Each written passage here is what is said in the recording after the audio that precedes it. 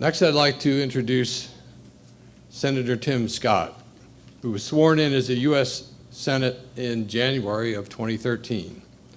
Prior to being sworn in the Senate, Senator Scott served in the United States House of Representatives from 2011 to 2013, where he was a member of the House leadership and sat on the influential House Rules Committee.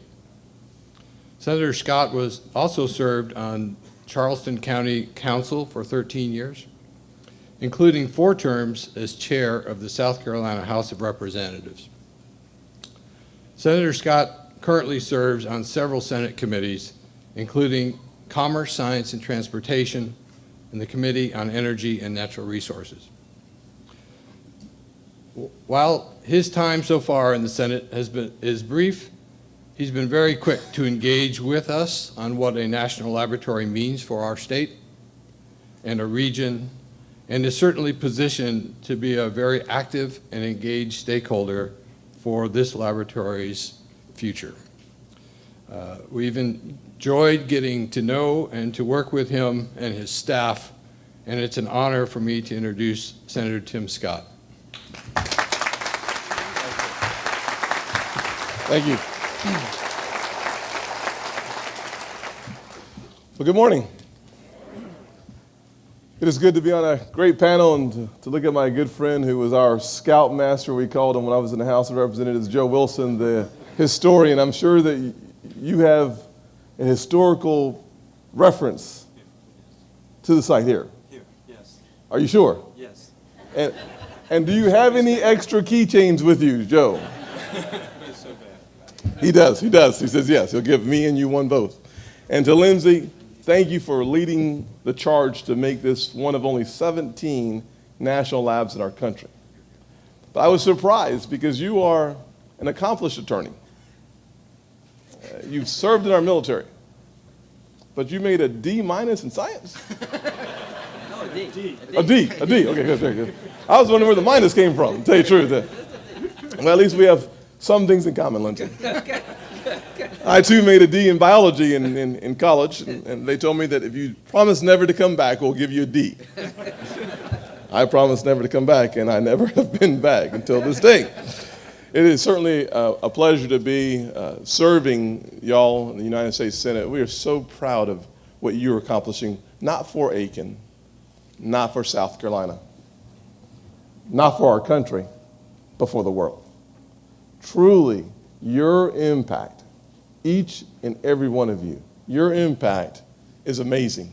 It is remarkable, and it is felt around the globe. God bless your efforts. Thank you for your investment in making South Carolina so proud of your accomplishments. And I thought about what Lindsay had to say, and I reflected with Joe on what he's going to say, so I don't want to be redundant, so I'm going to say a couple things I think are important for us to recognize: the success of the employees, the structure, and the system, which is truly the Savannah River Site's National Lab. And a couple things that you guys are doing. I have 2 brothers who serve in the military. One is a command sergeant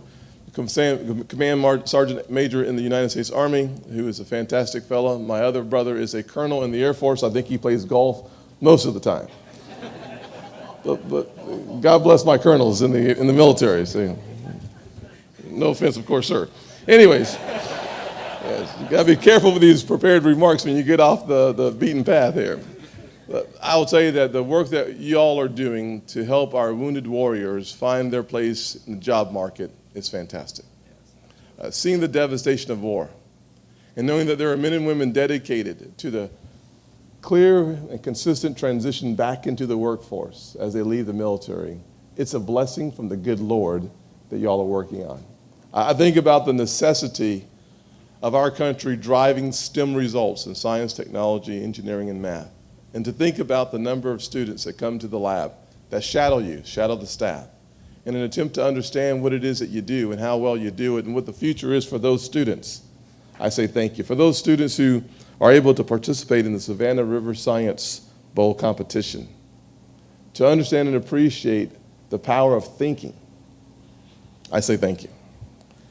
To the work that you do with the HBCUs to create a path of diversity and clearly defining the opportunity to think your way into the best positions, to be a part of the national economy, to be a part of the innovation economy, I say thank you. Because we are, in fact, in the presence of 800 plus employees who are dedicated to making South Carolina a place where people who think and people who want to continue to learn as adult learners, they can call this place home because there's a place like SRNL and the employees that make us so proud. I say thank you. God bless you.